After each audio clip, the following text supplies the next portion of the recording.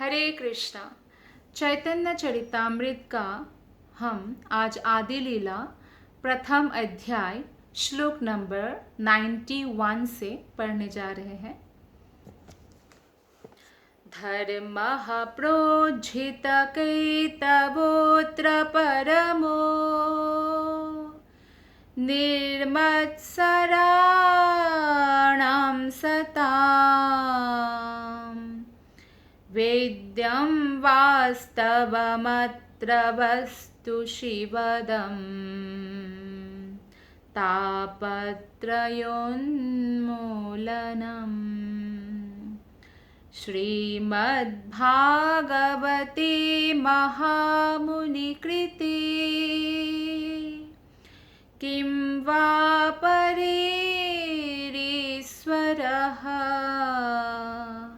सद्योरित्यवरुध्यतेऽत्र कृतिभिः शुश्रूषुभिः तत्क्षणात्। ये श्लोक श्रीमद् भागवत के प्रथम स्कंध के प्रथम अध्याय के द्वितीय श्लोक है।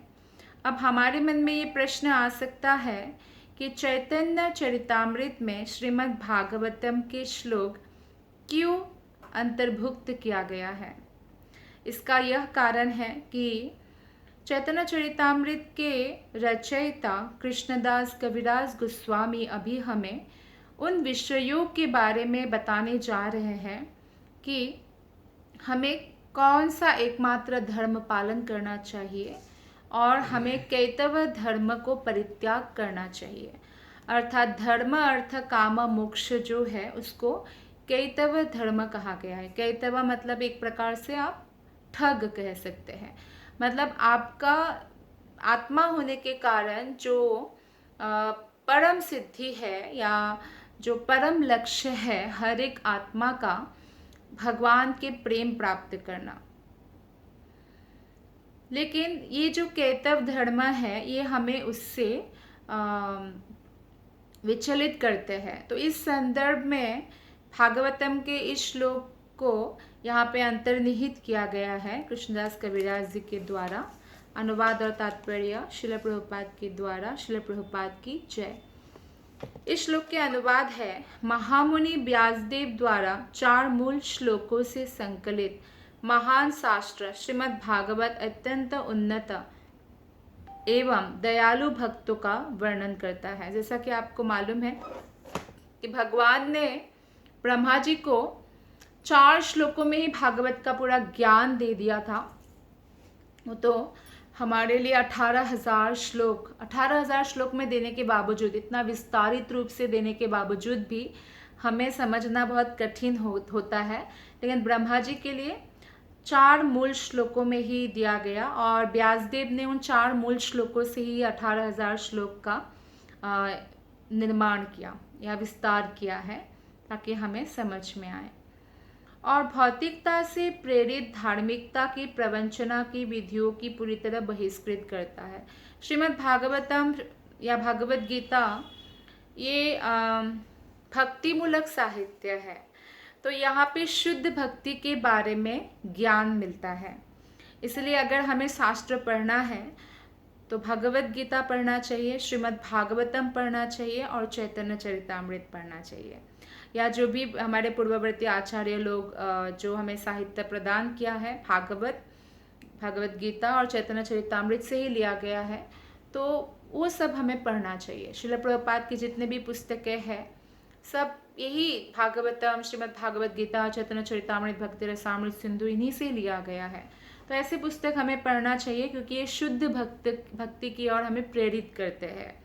लेकिन बाकी जो चीज़ें हैं शास्त्रों का सहारा लेकर बहुत सारे लोग हैं जो आपको शुद्ध भक्ति की ओर प्रेरित नहीं करेंगे, बल्कि भौतिक जीवन को और कैसे बेहतर किया जाए उसके प्रति प्रेरित करेंगे।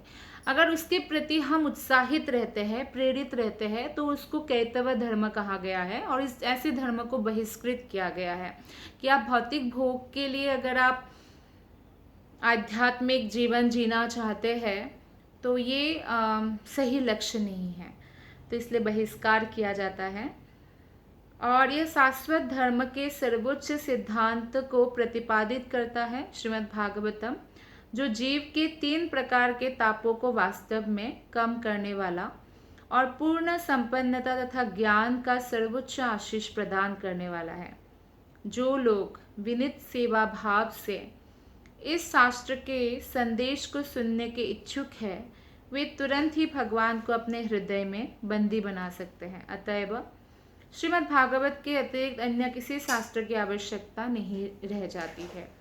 किम वा परेरीश्वरा, तो अलग अलग वेद, उपनिषद, पुराण, ये सब पढ़ने की आवश्यकता नहीं रह जाती है अगर कोई श्रीमद् भागवतम का अध्ययन करते हैं। तो ये बात यहाँ पे बताया गया है।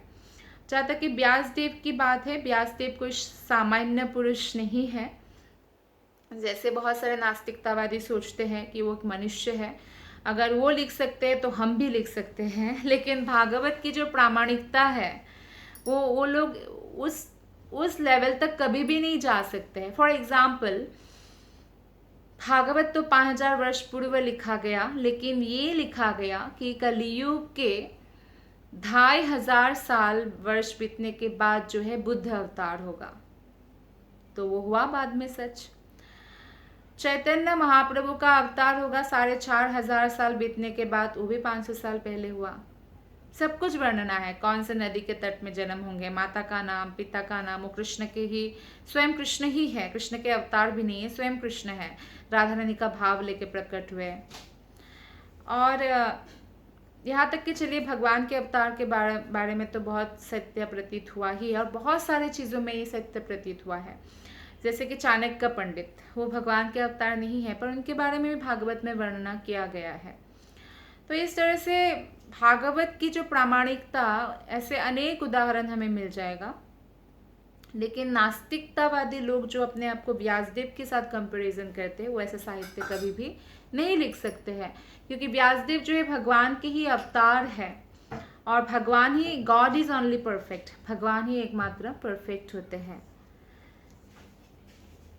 तो श्रीमद् भागवत में वास्तविक धर्म तथा कर्तव्य धर्म में जो स्पष्ट अंतर है वो बताया गया है, और वेदांत सूत्र पर इस मौलिक और प्रामाणिक भाष्य के अनुसार ऐसे अनेक असंप्रदाय है जो धर्म के नाम पर चलते हैं, किंतु वे धर्म के वास्तविक सार तत्व की उपेक्षा करते हैं। तो शास्त्रों के अनुसार भी 4 संप्रदाय है जो प्रामाणिक है, जिसमें अगर आप एडमिशन लेते हैं इन 4 संप्रदाय में, तो आपको वैकुंठ धाम प्राप्त होगा।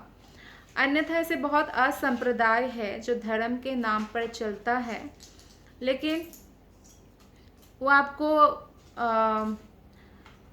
कर्तव्य धर्म के बारे में बताते हैं, यानी भौतिक चीज़ों की प्राप्ति के बारे में बताते हैं, वास्तविक सार तत्व यानी कृष्ण प्रेम की उपेक्षा करते हैं। जब कृत्रिम धर्म मन पर नियंत्रण कर लेता है तो वास्तविक धर्म निष्क्रिय हो जाता है। जब हमारे ऐसे धर्म गुरु से हम मिलेंगे जो हमारे भौतिक चीज़ों को ज़्यादा महत्व देंगे और भगवान कृष्ण की भक्ति के बारे में कोई शिक्षा प्रदान नहीं करेंगे, तो निस्संदेह हमारा मन वैसा ही चलेगा, क्योंकि भौतिक चीज़ें ऐसे सामने दिखता है, और आध्यात्मिक प्रगति किसका कितना हो रहा है वो एक अनुभूति कर सकते हैं व्यक्ति, ऐसे नहीं दिखेगा उनको। तो उस केस में मन को बहुत ज़्यादा वो घेर लेते हैं कर्तव्य धर्म, फिर वास्तविक धर्म निष्क्रिय हो जाता है उसके मन से। जीव शुद्ध मन से श्रवण करके इस सुप्त धर्म को पुनः जागृत कर सकता है, तो इसके लिए हमें श्रवण करना आवश्यक है। सकाम कर्म का जो पथ है यानी कर्म कांड की अन्य बहुत सारे वरदान प्राप्त करने के लिए देवी देवताओं की जो उपासना करते हैं उसको बोला जाता है कर्म कांड। ये भले ही मनुष्य को भौतिक दशा, मनुष्य की जो भौतिक दशा है वो ऊपर उठाने के निमित्त धार्मिक अनुष्ठानों से अलंकृत क्यों न हो, यह प्रवंचना है, क्योंकि यह मनुष्य को कभी भी भौतिक अस्तित्व से मुक्ति दिलाने में और सर्वोच्च लक्ष्य प्राप्त कराने में सक्षम नहीं बना सकता। कोई अगर देवताओं की पूजा करते हैं, देवी देवताओं की, और भौतिक चीज़ों की प्राप्ति के लिए करते हैं, बहुत सारे ऐसे यज्ञ है, किसी का संतान नहीं है, संतान, किसी का पुत्री पुत्री है, पुत्र नहीं है, तो पुत्र के लिए जो है वो करते हैं यज्ञ आदि, या किसी का शरीर ठीक नहीं होता तो शरीर के लिए करते हैं, तो धन नहीं है तो धन के लिए करते हैं। हो सकता है उनका भौतिक दशा बहुत उन्नत कर दे इन सब चीज़ों से, तो क्योंकि देवता लोग भगवान के द्वारा ही नियुक्त अधिकारी है और एक विशेष रूप से पूजा करने से उनको जो भी वर है वो देना होता है, ये उनका धर्म है। लेकिन फिर भी भौतिक चीज़ें प्राप्त करके, भौतिक उन्नति करके, सबसे ज़्यादा फेमस होकर भी इस संसार में कोई भगवत धाम नहीं जा सकता। उनको फिर से जन्म लेना होगा, फिर से वही कष्ट, फिर से बुढ़ापा, फिर से मृत्यु का सामना करते रहना पड़ेगा। सकाम पुण्य कर्म से मनुष्य ऐसे पद को प्राप्त होता है जहाँ उसे क्षणिक भौतिक सुख का अनुभव होता है, किंतु पाप कर्म उसे भौतिक इच्छाओं तथा अभाव की कष्टमय स्थिति की ओर ले जाते हैं। तो जब पुण्य कर्म होता है तो सुख भोगते हैं, पाप कर्म होता है तो दुख भोगते हैं, ऐसे ही जीवन चलता रहता है। कई लोग इस बात को बोलते हैं कि हम तो भगवान कृष्ण के भक्त हैं, तो हमारे जीवन में विपत्तियां क्यों आई। पूर्व जन्मों के कर्मों के अनुसार ये निर्धारित हो चुका है कि हमारे जीवन में कितनी विपत्तियां आएगी, हमें कितना सुंदर शरीर मिलेगा, या हमारे पास कितना धन होगा, कितना हम फेमस होंगे, कैसे परिवार में जन्म होगा, मान अपमान कैसा मिलेगा। लेकिन इसका अर्थ ये नहीं कि कोई आलसी की तरह बैठ जाए और वो जो है, नहीं मेरा भाग्य में जो है वो आना ही है तो मैं कुछ नहीं करूँगा, तो वो विकर्म हो जाएगा, क्योंकि वो अपने स्वधर्म को पालन नहीं करेगा। इसलिए कष्टमय स्थिति आने पर भी हमें ये पता होना चाहिए, बहुत लोग कष्टमय स्थिति में भगवान से रूठ जाते हैं, भगवान को छोड़ देते हैं, ऐसा भी होता है। पर ऐसा जो नहीं करते हैं, यानी कष्टमय स्थिति में विचलित नहीं होते और गर्मी में सर्दी में हमेशा भगवान का नाम जप करते हैं, भगवान की सेवा आदि में लगे रहते हैं विचलित हुए बिना, तो भगवान कहते हैं ऐसा भक्त मुझे अत्यंत प्रिय है।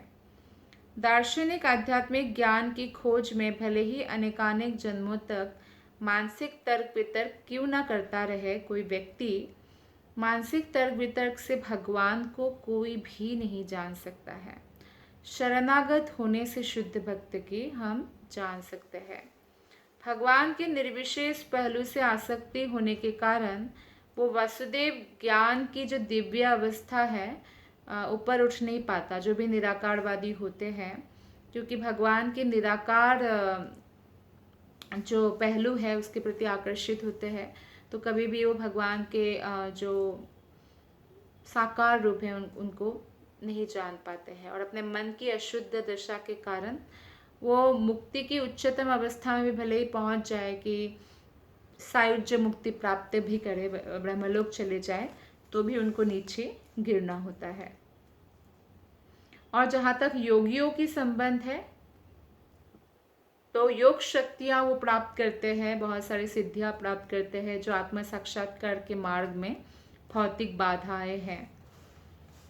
तो भगवत गीता में स्पष्ट बतलाया गया है कि सर्वाधिक उन्नत तथा शक्तिशाली योगी वो है जो अपने हृदय में निरंतर भगवान का चिंतन कर सके और भगवान की प्रेममय सेवा में खुद को लगा सके। तो ऐसे योगी को ये सर्वश्रेष्ठ योगी माना गया है। स्थूल या सूक्ष्म इंद्रिय तृप्ति पर आधारित कोई भी धर्म को कैतव या छद्म धर्म मानना चाहिए, क्योंकि यह अपने अनुयायियों को शाश्वत संरक्षण प्रदान करने में असमर्थ होती है। तो हमारा स्पेशलाइजेशन होना चाहिए आत्मा को लेके। अगर हम अपने मन की तृप्ति के लिए या शरीर की तृप्ति के लिए कोई भी धर्म पथ का अवलंबन करते हैं, तो एक प्रकार से वो ठग है, वो ठगी धर्म है। क्यों? क्योंकि वो हमें भगवान तक पहुंचने से दूर लेके जाएंगे और हमेशा के लिए इस भौतिक जगत में बांध देंगे। तो इसलिए श्री अर्जुन जब युद्ध क्षेत्र में थे, वो तथाकथित अहिंसक तथा धार्मिक व्यक्ति बनकर अपनी इंद्रियों को तृप्त करना चाहते थे। इसलिए उन्होंने पहले युद्ध नहीं करने का निश्चय किया। उनको वो ऐसा कर रहे थे ना कि नहीं, ये लोग मर जाएंगे, और बहुत करुणा आया है तो अहिंसा का रास्ता मैं चुनता हूँ। तो इस तरह से जो है वो अपने ही इंद्रियों को तृप्त करना चाह रहे थे, जो कृष्ण को पसंद नहीं आया। तो इसलिए कृष्ण ने कहा कि कुतश्त कश्मलम इदम, ये कलमश कहाँ से आया अर्जुन? आप पंडितों की तरह बात कर रहे हो, लेकिन आपके जो अहिंसा है ये शरीर की धारणा पर जो है धारणा पर बना हुआ है, ये नहीं कि आत्मा की। क्योंकि आप क्षत्रिय हो, आपका धर्म है युद्ध करना, और आप अपने धर्म को निभाए बिना तथाकथित अहिंसक बनना, मतलब आप अपने इंद्रियों को तृप्त करना चाहते हैं। लेकिन जब भगवान कृष्ण ने उनको भगवत गीता सुनाया तो पूरी तरह से वो भागवत धर्म के सिद्धांतों में स्थित हो गए और भगवान की इच्छा के प्रति पूर्ण समर्पित हो गए, और फिर अपना निर्णय बदल दिया और युद्ध के लिए तैयार हो गए। तो कृष्ण अर्जुन बोलते भी है, नष्टो मोह स्मृतिर्लब्धा त्वत्प्रसादान्मयाच्युत स्थितोऽस्मि गतसन्देह करिष्ये वचनं तव। अर्जुन कहते हैं, हे कृष्ण, हे अच्युत, अब मेरा मोह दूर हो गया है। आपकी कृपा से मेरी स्मृति वापस आ गई है और अब मैं दृढ़ संदेह मुक्त हूँ तथा आपके आदेशानुसार कर्म करने के लिए प्रस्तुत हूँ। तो धर्म का वास्तविक स्वरूप है ईश्वर की स्वयं स्फूर्त प्रेमा भक्ति। मतलब भक्ति करने के लिए मन को जोड़ नहीं देना पड़ता। जब हम पहले जोड़ दे के साधना भक्ति करते हैं कि नहीं सुबह उठना है, नहीं 16 माला करना ही करना है हमें, और 4 नियम का पालन करना है, जो भी खाए भोग लगा के खाना है इत्यादि। लेकिन ऐसा करते करते एक समय आता है, क्योंकि कृष्ण हमसे बहुत प्रसन्न होते हैं, जब हम ऐसा प्रयास करते हैं तो हम स्वतः स्फूर्त रूप से भगवान को प्रेम करने लगते हैं। और जिस विधि से ये भवरोग का उपचार होता है वो भागवत धर्म या सनातन धर्म कहा गया है। जो भी व्यक्ति अपने पूर्व जन्म के पुण्य कर्म के आधार पर श्रीमद् भागवत का श्रवण करने के लिए उत्सुक होता है, वो अपने हृदय में तुरंत ही भगवान की उपस्थिति का अनुभव करता है और अपने जीवन के लक्ष्य की पूर्ति करता है। कोई अगर भागवत सुन रहे हैं, भगवान की कथा सुन रहे हैं, तो वो कोई साधारण व्यक्ति नहीं है, वो पूर्व जन्म से ही बहुत पुण्यवान व्यक्ति है, और इसीलिए उनका भागवत की कथा के प्रति आकर्षण उत्पन्न हुआ है, और निश्चित रूप से वो जीवन के लक्ष्य की पूर्ति करता है। श्लोक नंबर 92। तार मध्ये मोक्षवांछा कैतव प्रधान, जहाँ हईते कृष्ण भक्ति हई अंतर्धान।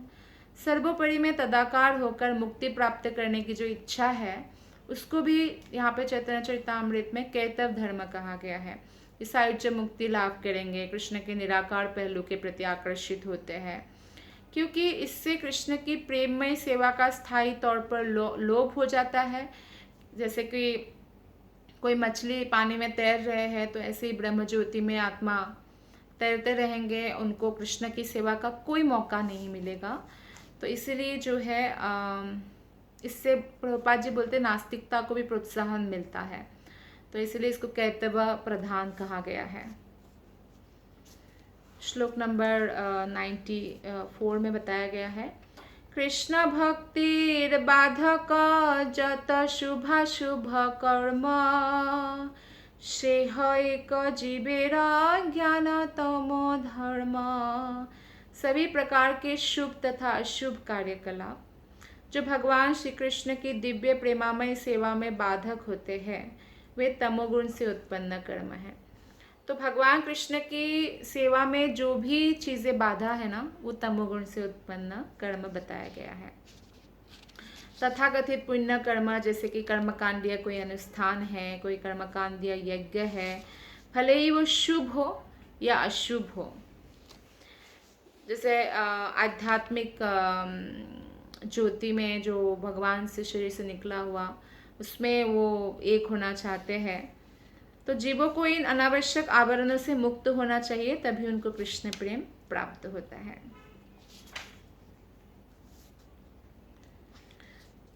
तो इस प्रकार हमें ये जानना चाहिए कि कोई भी व्यक्ति अगर आध्यात्मिक रूप से बहुत प्रगति करना चाहते हैं तो उनको भगवान श्री कृष्ण की शरणागत होना चाहिए।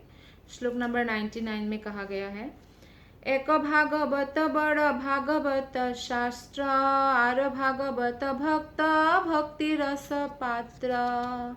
एक भागवत है महान शास्त्र श्रीमद् भागवत, और दूसरा भागवत कौन है? भक्ति रस में निमग्न शुद्ध भक्त।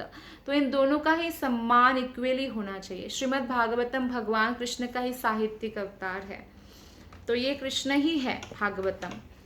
तो इसलिए भागवत कृष्ण है। तो भागवत जो हृदयंगम कर चुके हैं, जो कृष्ण की आज्ञा के साथ एक हो चुके हैं, वो चलता फिरता भागवत है, भक्त है। उनका भी सम्मान उतना ही हमें करना चाहिए। और इन दोनों भागवतों का जब हम सेवा करते हैं तो भगवान जीव के हृदय में वो दिव्य प्रेममय जो रस है उसका संचार करते हैं, और इस तरह भगवान भी भक्त के प्रेम के वशीभूत हो जाते हैं। ये 100 नंबर श्लोक का है। दुई भागवत द्वारा दिया भक्ति रस, ताहार हृदय तार प्रेमे है बश। कृष्ण वशीभूत हो जाते हैं। और दोनों भाई जैसे कि नित्यानंद प्रभु और चैतन्य महाप्रभु आज से 500 साल पहले कृष्ण बलराम एक साथ हमारे कल्याण के लिए प्रकट होते हैं, और हम सबके हृदय की गहराई तक पहुंच के वो प्रकाशित कर देते हैं जो भी उनके शरणापन्न होते हैं। एक अद्भुत समकाले दोहार प्रकाश, आर अद्भुत चित्त गुहार तमह करे नाश। तो फिर आगे बोलते 102 नंबर में श्लोक में, ए चंद्र सूर्य दुई परम सदय, जगतेर भाग्य गौरे करिला उदय। ये दोनों सूर्य तथा चंद्रमा संसार के लोगों के प्रति अत्यंत दयालु है, नित्यानंद प्रभु और चैतन्य महाप्रभु। इस तरह समस्त लोगों के सौभाग्य हेतु वे बंगाल के क्षितिज पर उदित होते हैं, नवद्वीप धाम में प्रकट होते हैं महाप्रभु। तो ये वे गौरदेश के क्षितिज पर कृष्ण भावनामृत के विज्ञान का प्रसार करने के लिए प्रकट हुए, और भविष्यवाणी भी की गई थी। भागवतम में बताया गया है, वेदों में, उपनिषदों में, पुराणों में बताया गया है कि भगवान श्री कृष्ण स्वयं चैतन्य महाप्रभु के रूप में प्रकट होंगे कलियुग में। तो आज से 500 साल पहले वो प्रकट होते हैं, और पात्रता अपात्रता देखे बिना कृष्ण का नाम वितरित करते हैं। तो इसलिए कोई भी व्यक्ति हरे कृष्ण कृष्ण कृष्ण हरे हरे, हरे राम राम राम हरे हरे महामंत्र का जप कर सकता है। उनको ये वेट करने के लिए आवश्यक नहीं है कि कोई गुरु मिले तो वो ये मंत्र दे तो मैं जप करूं। आप आज से ही जप कर सकते हैं, और इसी मंत्र के जप करते करते हमें आध्यात्मिक गुरु मिल जाएंगे, और बाद में वो हमें हरिनाम दीक्षा से दीक्षित करते हैं। चैतन्य महाप्रभु तथा नित्यानंद प्रभु बद्ध जीव के 5 प्रकार के अज्ञान को दूर भगाते हैं, और ये महाभारत के उद्योग पर्व के 43 जो अध्याय है उसमें अज्ञान के 5 प्रकार का वर्णन हुआ है। किस प्रकार के 5 प्रकार का अज्ञान है? पहला है शरीर को ही आत्मा मानना। बहुत लोग मानते हैं कि मैं शरीर हूँ, मतलब शरीर को ही मान लिया कि मैं शरीर हूँ, मैं और कुछ नहीं हूँ, ना आत्मा हूँ ना मन हूँ, मैं शरीर हूँ। तो ये पहला प्रकार का अज्ञानता है। दूसरा है भौतिक इंद्रिय तृप्ति को चरम सुख मानना, कि किसी भी प्रकार से मुझे सुखी रहना है, ये ना कहना प्रकार है ना, और यही चरम सुख है कि मैं पैसा कमाऊँ, खूब नाम कमाऊँ, और यही चरम सुख है, ऐसे मानना, ये दूसरे प्रकार के अज्ञानता है। तीसरा है भौतिक पहचान के कारण चिंतित होना। अरे मेरा कोई मटेरियल आइडेंटिटी नहीं है, ऐसा हमेशा चिंता करना, मेरा कोई व्यक्तित्व नहीं है, मेरा कोई पहचान नहीं है मटेरियल जगत में, तो ये तीसरा है। चौथा शोक करना, दुख करना। मनुष्य को कितना भी मिल जाए ना, वो संतुष्ट नहीं होता है। कुछ मिल गया तो नहीं, ये तो नहीं मिला, और कुछ अच्छा मिल गया तो ये तो नहीं मिला, तो ये शोक करते रहना, ये अज्ञानता है। इसलिए भगवान को ऐसे लोग पसंद है जो संतोष करते, जो भी मिला कृष्ण की कृपा है, ऐसे लोग पसंद है। पांचवा ये सोचना कि परम सत्य के परे भी कुछ है, कि कृष्ण से परे भी कुछ है, ऐसे सोचना भी पांचवा अज्ञानता है। तो ये 5 प्रकार के अज्ञानता से अगर हम मुक्त होना चाहते हैं तो हमें चैतन्य महाप्रभु की शिक्षाओं को अपने जीवन में उतारना चाहिए। 103 नंबर श्लोक में बताया गया है, श्री दुई प्रभुर करी चरण बंदन, जहाँ होते विघ्न नाश अभीष्ट पुराण। अतएव आइए हम इन दोनों प्रभुओं के, कौन दोनों प्रभु? चैतन्य महाप्रभु जो कृष्ण है स्वयं, नित्यानंद प्रभु जो बलराम है स्वयं, उनके पवित्र चरणों की पूजा करें। चरणों की पूजा करने का मतलब जो भगवान ने हमें निर्देश दिया है उसका पूर्ण श्रद्धा के साथ हमें पालन करना है। और फिजिकली भी हमें उनके चरणों की पूजा करना चाहिए, फूल चढ़ाकर, तुलसी चढ़ाकर, दर्शन करते हुए, चरणों को हमें मन में स्थित करते हुए। इस प्रकार आत्मा साक्षात्कार के मार्ग की सारी कठिनाइयों से छुटकारा मिल जाएगा। तो सारी बाधाएं भगवान हमारे दूर कर देते हैं। और विनीत भाव से जो भी श्रवण करते हैं भगवत कथा का, वो मनुष्य का हृदय का अज्ञानता का सारा दोष निर्मल हो जाता है, दूर हो जाता है, और उसको कृष्ण का प्रगाढ़ प्रेम प्राप्त होगा। और यही एकमात्र शांति का मार्ग है, शांति का फॉर्मूला है। क्या है शांति का फॉर्मूला? 107 नंबर श्लोक में बताया, सुनिले खंडी विचित्तिर अज्ञानादि दोष, कृष्ण गाढ़ प्रेम हबे पाइबे संतोष। बस हमें विनम्रता जो है भक्ति में आगे बढ़ने का एक अनूठा गुण है। अगर किसी व्यक्ति ने ये प्राप्त कर लिया, इसमें बहुत ज़्यादा कंपटीशन भी नहीं है, क्योंकि मैक्सिमम लोग तो अहंकारी होते हैं, विनम्रता तो होता नहीं है। तो जो लोग विनम्र है उनके साथ कंपटीशन करने वाला भी कोई नहीं है। तो विनम्रता जो अपने जीवन का एक अपरिहार्य अंग बना लिया जिन्होंने, और उसके आधार पर जो भक्ति के मार्ग पर लगा हुआ है और भगवान की कथा को विनम्रता पूर्वक श्रवण करते हैं, तो ऐसा व्यक्ति के हृदय में जो भी अज्ञानता होता है ना, वो भगवान श्री कृष्ण स्वयं दूर कर देते हैं और उनके हृदय प्रकाशित कर देते हैं पूर्ण ज्ञान से, और भगवान का प्रगाढ़ प्रेम प्राप्त होता है। यह शांति का मार्ग है। जैसे कि हमारे मन से सब रिलेटेड होता है ना, कि जैसे कि हमारा मन, अगर मान लीजिए आपके पास बहुत पैसा भी है लेकिन मन किसी बात से दुखी है, तो आप दुखी हो जाएंगे, है ना। तो सब कुछ मन से लेना देना है। कई सारे लोग, मृत्यु तो होता रहता है, लेकिन जिनका मन कृष्ण में स्थित है उनको ज्ञान रहता है परिवार परिजनों की मृत्यु में भी, तो उतना दुखी नहीं होते जितना एक आसक्त व्यक्ति होते हैं। तो बात वही है, रास्ता वही है। कोई मर्सिडीज में जा रहे हैं तो कोई खटारा गाड़ी में जा रहे हैं, तो जो भगवान के शरणागत नहीं है तो उनको बहुत कष्ट होता है, और भक्त भी उस रास्ते से चल रहे हैं।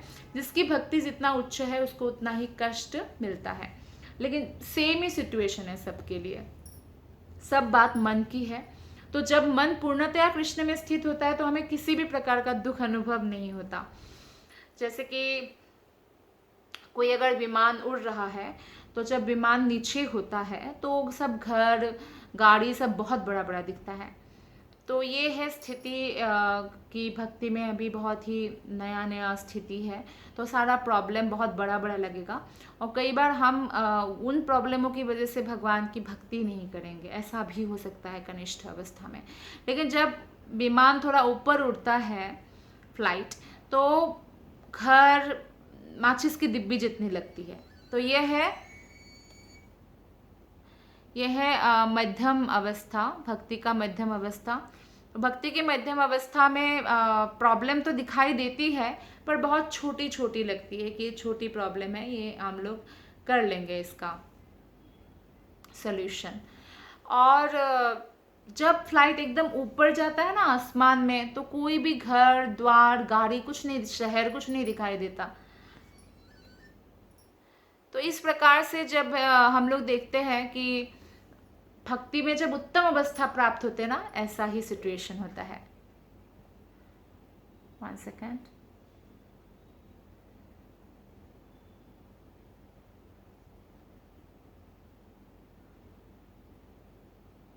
हरे कृष्णा। तो हाँ, तो इसलिए हमें कोशिश करना चाहिए कि हम भक्ति में एकदम उन्नत अवस्था प्राप्त करें, और ताकि हमारा भौतिक संसार की जो भी परेशानियां हैं वो हमारे सामने से डिसअपियर हो जाए। तो ऐसा अवस्था जो प्राप्त करेंगे वो हमेशा ही प्रसन्न चित्त अवस्था में रहते हैं, उसको बोलते परमहंस बनना। तो इसीलिए बताया जाता है कि भगवान श्री कृष्ण के आप जितने करीब जाएंगे उतना ही दुख दर्द आपका नष्ट हो जाएगा। भौतिक संसार में वो दुख दर्द तो सबको आएगा, जैसे बीमार होना, लेकिन वो उतना कष्ट नहीं पाएगा, क्योंकि शरीर का कष्ट इतना नहीं होता जितना हमारा मन का कष्ट होता है। और डॉक्टर ने भी ये बहुत सारे सर्वे से भी पता चलता है कि जिसका मन स्ट्रांग है ना, वो भले ही कैसे भी बीमार हो जाए, कितना भी बड़ा बीमार हो जाए, वो लड़के वापस आ सकता है। लेकिन जिसका मन ही नहीं है और बहुत वीक है माइंड वाइज, तो वो रिकवर नहीं कर सकता। तो मन की शक्ति बहुत बड़ा शक्ति है। जैसे इसमें एक उदाहरण आता है, ये शायद 1957 उस समय की एक है।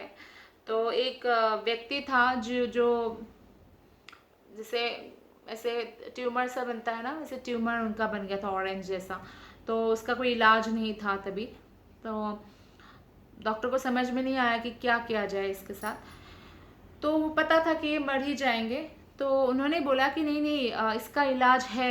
एक अमेरिका के जो है कंपनी ने रिसर्च जो सेंटर है उन्होंने निकाला है, और आप कितना भी पैसा लगे, मैं बहुत रिच हूँ, मैं सारा पैसा लुटा दूंगा, बस आप वो मुझे ला के दीजिए। वो मानते ही नहीं थे, वो कैसे ला सकते भला कोई रिसर्च सेंटर से। फिर डॉक्टर ने ऐसे ही सॉल्ट वाला पानी जो है लाके इंजेक्शन में भर के बोला कि बहुत मुश्किल से मुझे मिला है वो दवाई, अब मैं ये दवाई आपको देता हूँ। तो वो इंजेक्शन लगा देते हैं। तो वो देखते हैं कि 10-15 दिन के अंदर उनका पूरा ऑरेंज जैसा जो बना हुआ था, जैसे कैंसर हुआ था, वो गायब हो गया। डॉक्टर हैरान हो गया कि कैसे ऐसा हो सकता है। तो ये मन की वो है, मन का शक्ति जो है बहुत ज़्यादा होता है, और मन वही नेगेटिव सोच लेता है। तो ऐसे बाद में उसको पता चला अखबार के माध्यम से कि वो बेकार की मेडिसिन था, तो उसको फिर से वही कैंसर हो गया। ऐसा ही एक कैदी था, तो उसको बोला कि आपको तो फांसी की सज़ा मिली है, मृत्यु की सज़ा मिली है, तो हम आपको फांसी नहीं देंगे, कोबरा सांप जो है बहुत विषैला, उससे दसवा देंगे बस। तो आंखें बंद किया गया जिस दिन उनको डेथ मिलना था, पनिशमेंट, और बस 2 सेफ्टी पिन से पाँव में ऐसे कर दिया। उसको लगा कि सांप ने दसा, बोला कि सांप ने दसा तुमको, अब ऐसे बोला। और वो थोड़ी ही देर में काँप काँप के वो मर गया। शरीर भी वैसा ही हो गया उसका, जैसे नीला पड़ जाता है। और फिर जब लेबोरेटरी में उसका टेस्ट हुआ सब कुछ, तो देखा कि सांप के जहर जितना ही शरीर ने जहर बना लिया था, जबकि सांप से उसको दसवाया ही नहीं गया था। लेकिन मन ऐसे सोचने पर भी देखिए कितना जहर हो जाता है। इसलिए बोलते हैं ना डॉक्टर्स भी कि आप खुश रहा कीजिए, मन में स्ट्रेस मत लीजिए, या गुस्सा से भी इंसान का बहुत ज़्यादा शरीर खराब होता है। तो ये सब बातें मन की है, और मन को अगर प्रसन्न रखना है तो सबसे बेस्ट तरीका है कि हम मन को कृष्ण के प्रति समर्पित कर दें, और इससे आध्यात्मिक लाभ तो 100% होगा, और ऑटोमेटिकली हमारा भौतिक जीवन भी जो है क्वालिटी लाइफ हो जाएगा, सुंदर हो जाएगा। तो ये श्लोक जो हम अभी पढ़ने जा रहे हैं 109 नंबर है, और 110 नंबर श्लोक जो है इस प्रथम अध्याय का लास्ट श्लोक है। तो आज हमारा ये प्रथम अध्याय आदिलीला का समाप्त हम करेंगे, पूर्ण होगा। श्लोक नंबर 109। भिन्न भिन्न लिखियाछि करिया विचार, शुनिले जानिबे सब वस्तु तत्व सार। यदि कोई धैर्य पूर्वक श्री चैतन्य महाप्रभु, श्री नित्यानंद प्रभु तथा श्री अद्वैत प्रभु एवं उनके भक्तों, भक्तिकारियों, नाम, यश तथा उनके दिव्य प्रेममय आदान प्रदानों के रसों की महिमा का श्रवण करेगा, तो वो परम सत्य के सार को जान सकेगा। तो कहने का मतलब है कि धैर्य पूर्वक भी हमें श्रवण करना होगा, क्योंकि हमारा मन तो विचलित हो सकता है, लेकिन फिर भी अगर हम मन को धैर्यपूर्वक सुनने में लगा सकते हैं, ये हमारा विजय है। ये बहुत मुश्किल है। लेकिन फिर भी जो इस तरह से कर सकते हैं तो वो निश्चित रूप से भगवान की महिमा श्रवण करने के कारण परम सत्य को जान पाएंगे। अंतिम श्लोक 110। श्री रूप रघुनाथ पदे जारास, चैतन्य चरितामृत कहे कृष्ण दास। श्री रूप तथा श्री रघुनाथ के चरण कमलों की स्तुति करते हुए, सदैव उनकी कृपा की कामना करते हुए और उनके चरणों का अनुसरण करते हुए मैं कृष्णदास श्री चैतन्य चरितामृत का वर्णन कर रहा हूँ।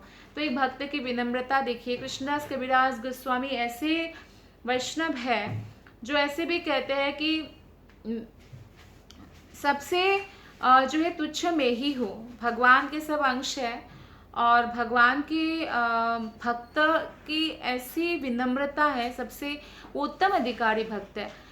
लेकिन फिर भी कहते हैं कि जो सुअर है उसका जो मल है, मल में जो कीड़ा है वो भी मेरे से बेहतर है, वो से मेरे से ज़्यादा अच्छा है, मैं बहुत तुच्छ हूँ। तो ये जो तुच्छता का अनुभव, भक्ति में विनम्रता आती है। तो कृष्णदास कबीरदास गोस्वामी उसका ज्वलंत उदाहरण है। लेकिन अगर अहंकार आ रहा है भक्ति करने के साथ, इसका मतलब भक्ति में प्रगति नहीं हो रहा है।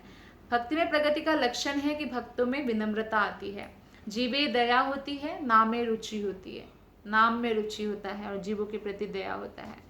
तो कृष्णदास कबीरदास गोस्वामी जो है रूप गोस्वामी, रघुनाथ दास गोस्वामी के चरण कमलों में स्तुति करते हैं और कृपा की कामना करते हैं। हमें हमेशा वैष्णवों की, पूर्ववर्ती आचार्यों की कृपा की कामना करना चाहिए और उनके चरणों के अनुसरण करना चाहिए। ऐसा नहीं कि अपने मनमानी ढंग से हम कुछ भी बोलेंगे और इस तभी हम जो है सफल हो सकते हैं। तो इस प्रकार से चैतन्य चरितामृत आदि लीला के गुरु वर्ग नामक प्रथम अध्याय का भक्ति वेदांत तात्पर्य पूर्ण हुआ। हरे कृष्णा।